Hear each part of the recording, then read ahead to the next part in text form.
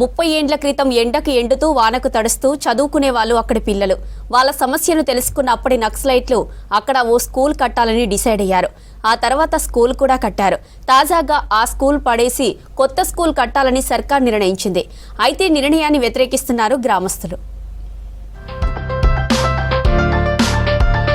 ఇక్కడ మనం చూస్తున్న స్కూల్ బిల్డింగ్ అప్పట్లో అన్నలు కట్టించింది. సిద్దిపేట జిల్లా దుబ్బాక మండలం దుంపలపల్లిలో 1991 వరకు పూరి గుడిసెల్లోనే క్లాసులు జరిగేవి. కొంతకాలం తర్వాత ఆ పూరి గుడిసె కూడా శిథిలమైపోయింది. ఇదే టైంలో ఊళ్ళోకి చందాల కోసం వచ్చిన నాగన్న దళానికి గ్రామస్తులు స్కూల్ సమస్య చెప్పారు. దీంతో అక్కడ విద్యార్థులకు ఉపయోగపడేలా శాశ్వత భవనాన్ని నిర్మించారు నక్సలైట్లు.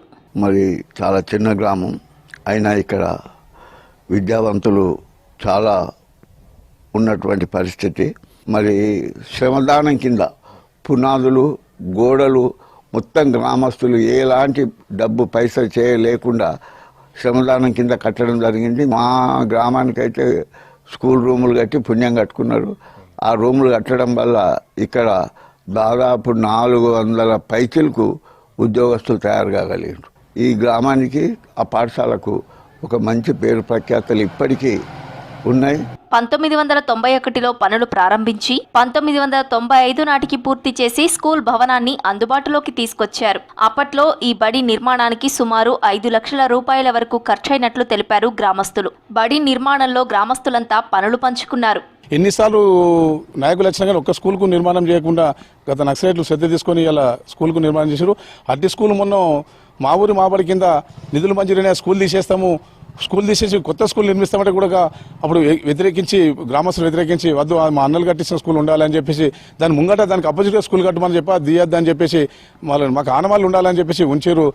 అన్న ఈ డబ్బుల సంగతి ఏంది, స్కూల్ కడదామనుకున్నాం, అది అట్లనే మిగిలిపోయిందని అంటే నేను కూడా దగ్గర దగ్గర ఒక 2 లక్షల రూపాయలు వాళ్ళు ఇచ్చిన ఫండ్స్లో కలిపి దాన్ని కట్టడం జరిగింది. అప్పుడు మా ఊళ్ళో కూడా అప్పుడు హై స్కూల్, ప్రైమరీ స్కూల్ అనే భావంతో కట్టించినాం.